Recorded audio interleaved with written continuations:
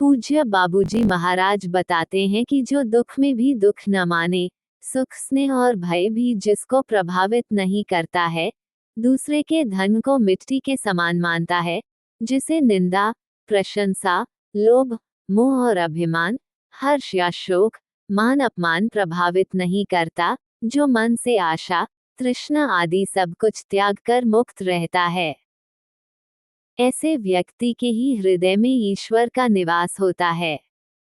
जिस व्यक्ति पर गुरु की कृपा हो जाती है, वही व्यक्ति इस रहस्य को जान सकता है।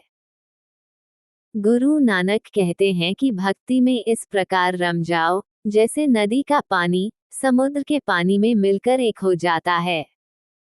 प्रिय गुरुवर बाबूजी महाराज, गुरुवार 2 अगस्त 2001 10 बजे। सबके लिए दया और प्रेम बन जाएं, जो सभी जीव बुराई की शक्तियों के शिकार हैं। इस बात के लिए आभारी रहें कि तुम उन लोगों की ओर हो जो भगवान से जुड़ने की इच्छा रखते हैं और उसी के लिए काम करते हैं। तुम सभी में क्षमा और सहनशीलता की भावना होनी चाहिए। प्रेम को बार बार पुकारें, ताकि न केवल तुम्हारे दिलों में बल्कि तुम्हारे सभी शब्दों और कार्यों में भी प्रेम भर जाए। तुम सभी एक या अन्य श्रेणी के व्यक्तियों के लिए वेक्टर हो। अच्छाई और सुंदरता की ओर बढ़ने का विकल्प चुनो। हम सभी को इस आध्यात्मिक अनुसंधान में मदद करते हैं। इस संदेश में बाबूजी महाराज हमें निम्नलिखित बातों की याद दिला रहे हैं। 1. सभी जीवों के लिए दया और प्रेम रखें। 2. भगवान से जुड़ने की इच्छा रखने वालों के साथ सहयोग करें। 3. क्षमा और सहनशीलता की भावना रखें। 4. प्रेम को अपने जीवन में आत्मसात करें। 5. अच्छाई और सुंदरता की ओर बढ़ने का प्रयास करें। 6. आध्यात्मिक अनुसंधान में मदद लेने के लिए तैयार रहें। ये संदेश हमें अपने जीवन में प्रेम, दया और सहनशीलता की महत्ता को समझने के लिए प्रेरित करता है। नियम नंबर 6 और 7 को दर्शाता है ये बाबूजी महाराज का संदेश। और दाजी बताते हैं कि परिवर्तन तब गहरा होता है जब हम अपनी समझ को बदल देते हैं। मैं इस दुनिया से संबंधित हूँ, यह मेरे लिए क्या कर सकती है, से ये दुनिया मेरी है, मैं इसके लिए क्या कर सकता हूँ। ये बदलाव पहले तो अहंकारी लग सकता है, लेकिन यदि हमें अपनी जिम्मेदारी और संबंधों की भावना नहीं होगी, तो हम अपने आप को कमाकेंगे। इस संबंध की भावना के साथ हम रिश्ते बनाते हैं और इसके बिना हम उन्हें तोड़ देते हैं। ये संबंध की भावना समावेशी है, जो ब्रह्मांड में सभी को और सभी को अपनाती है। Daji explained that transformation deepens when we shift our understanding from I belong to this world, what can it do for me, to the world is mine, what can I do for it. This shift may, at first, seem egotistic, but without a sense of ownership and belonging, we risk short-changing ourselves. With a sense of belonging, we build relationships. Without it, we break them. This sense of belonging is inclusive, embracing everyone and everything in the universe. मालिक कहते हैं कि मेरे प्रिय अभ्यासी भाई और बहन, प्रणाम।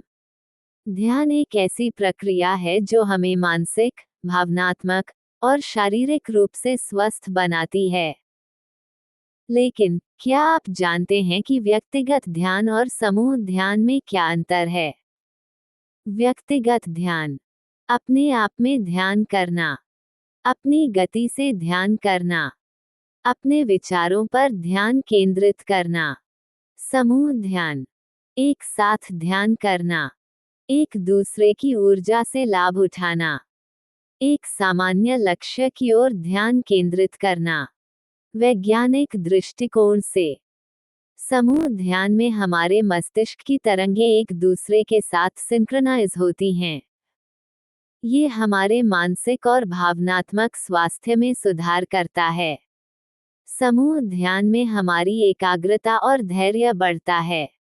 आध्यात्मिक दृष्टिकोण से समूह ध्यान में हम एक दूसरे के साथ जुड़ते हैं और एक दूसरे की ऊर्जा से लाभ उठाते हैं। ये हमें अपने उच्च आत्मा के साथ जुड़ने में मदद करता है। समूह ध्यान में हमारी आत्म जागरूकता और आत्मविश्वास बढ़ता है और हमारी आध्यात्मिक प्रगति दिन दुनी रात चौगुनी बढ़ती है। सामूहिक ध्यान से एग्रेगो यानी दिव्य वातावरण का निर्माण होता है, जिसके प्रभाव से दिव्यता स्वतः मालिक की ओर से हमारे हृदय की ओर बहने लगती है और हमारी आध्यात्मिक यात्रा सुलभ हो जाकर हमारे भीतर अलौकिक शांति स्थापित होना शुरू हो जाती है। ये स्थिति से हमारा जुड़ाव परम तत्व के साथ होकर हमारा अस्तित्व विलीन होने लगता है।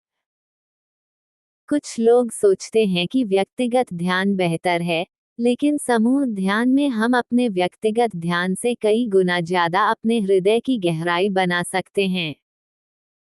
समूह ध्यान में हम अपने विचारों को एक दूसरे के साथ साझा कर सकते हैं और एक दूसरे से सीख सकते हैं। आइए हम समूह ध्यान में शामिल हों और अपने जीवन को बेहतर बनाएं। फिर आता है दिव्य लोक से संदेश। प्रिय मालिक, शुक्रवार 30 अप्रैल 2004 प्रातः 10 बजे। आज तुम्हारे दिल को आनंद से उमड़ने दो। इस प्रकार पिछले कुछ दिनों के दुखद वातावरण की उदासी के सारे चिन्हों को निकाल दो।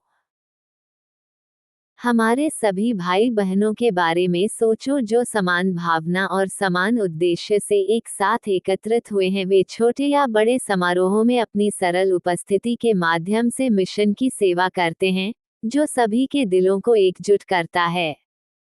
हमारा कोई भी अभ्यासी अकेला नहीं है।